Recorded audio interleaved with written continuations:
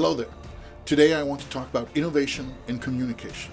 And one of the reasons for this is that it's often when I get asked in by a company or an organization, they say, Claus, we'd like to be more innovative. We'd like to have better ideas. We'd like to get better at thinking outside the box. That's good. That's nice. I love doing that sort of work. But one thing that rarely happens is people saying, we've got pretty good ideas. We're pretty innovative, but we just suck at communication.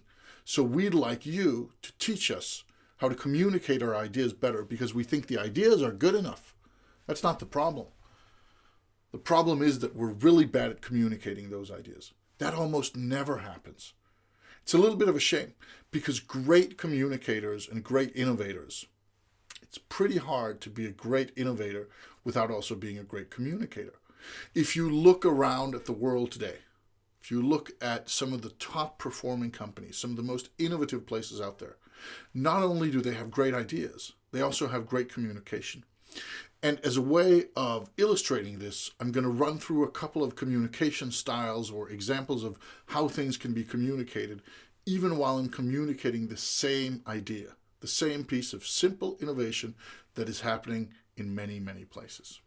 So, imagine for a moment that you are a company that is, right now it's communicating all over the board. There's text messages, there's WhatsApp, there's email, there's a bit of Facebook, there's LinkedIn. There's all these things that are spread around the place. And then somebody says, what if we put all our communication in our organization onto Slack, the Slack communications platform? My old company did this. We went through that journey. So this is something I can speak with very, very much emotion about. And it wasn't necessarily fun to do it. We had to learn new routines, and some people didn't always get it, but it was super effective after it happened. This sort of thing happens in many, many, many organizations. Now, the tricky thing is, how is it communicated? And let's run through a couple of ways it could be. And these are going to be caricatures. These are not going to be realistic. They're going to be caricatures, but they're going to be there to prove a point. Sometimes people come and do like this. Hello, boss. I think after having done some research on the internet, I think it would be very smart for us to shift to Slack, the platform. And I can give you some more reasons if you want them. But I think that this is something we should do. It's nice, it's simple, it's clean, right? The even less energetic version is something like this. Hello. I think we should use Slack. Slack is a good platform for communication. We should use that. Thank you.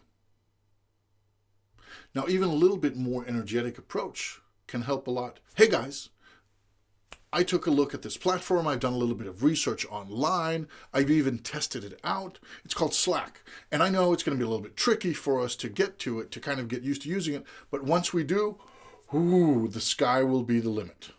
Are you with me on trying this? Great. It's essentially the same, except that one of them, the act of communication, is quite different.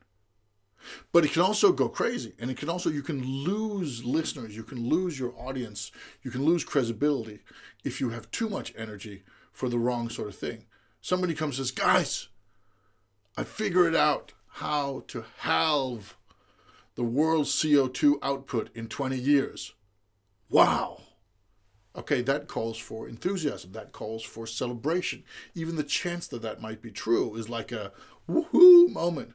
But if somebody comes and says, guys, we need to use Slack. If we don't use Slack, it's all going to go bad. The baby will die. Slack. It's a messaging platform. We need to use it. Please, boss, please. If we don't use it, it's going to... I don't even know what's going to happen. Just use the fucking Slack. You might think that, yes, this is a passionate employee. Maybe a little bit too passionate. Now, why do I do these simple caricature things?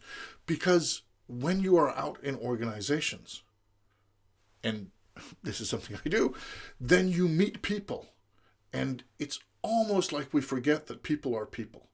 That if we talk about big concepts on nice PowerPoint slides, then we forget that at the end of the day, this is about people talking to each other, people doing things together, people moving boxes or clicking buttons, people actually interacting in simple, down-to-earth ways. And it's very easy to get lost in the big picture, in the strategy thinking, in the grand words and visions, forgetting that no matter how good people are at ideas, no matter how good they are at coming up with new brilliant solutions, if nobody listens to them, it doesn't matter.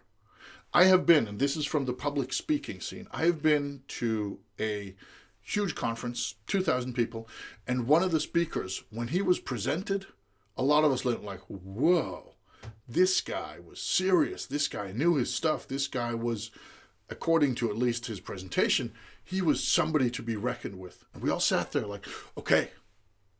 And he's going to tell us about something really important. He's going to tell us about the big picture stuff. 45 minutes later, more than half of the audience had left the room. Not just kind of sat down and zoned out or checked their phone. They literally left the room. While he was talking, at the beginning, people were listening, and then after a couple of minutes, the first people started filing out, and then more, and then more. Then it became a mass exodus. Because while he was obviously brilliant, he was obviously smart, he obviously knew his stuff, he was competent as hell, he was a lousy communicator from a big stage. Now, I'm sure that if I'd had him for a one-on-one or some sort of small meeting, he would have been great. But for the task he'd been put to, which was communicating to a big audience from a stage, he was terrible. I don't know if he knew it. I'm pretty sure the organizers didn't know it before they brought him there. But he was. That's nothing bad. But it just means that if you want to do this sort of thing, you better train yourself or get the right people for the task at hand. And that means that there is a difference between coming up with a great idea, coming up with the new plan, coming up with a piece of so sweet innovation. That's a task. That's a challenge, that's a skill set that you need to get there. Communicating it to somebody, to your team, to stakeholders, to customers, to partners. That's a completely different task. Some people master both. Some master one, but not the other. And that's okay. But if we keep ignoring the role of communication in innovation, then we're going to have a much harder time of it than we need to. So my piece of advice, my takeaway for you, well, you could have many takeaways, but one takeaway I'd like to have you have, so to speak, is remember that when you're looking for how to be more innovative, sometimes there's a lot to be gained. There's a lot of low-hanging fruit from not upping your innovation game, but upping your communication game. And if you're lucky enough to have people who are good at both, then you're probably doing just fine. Thank you for listening.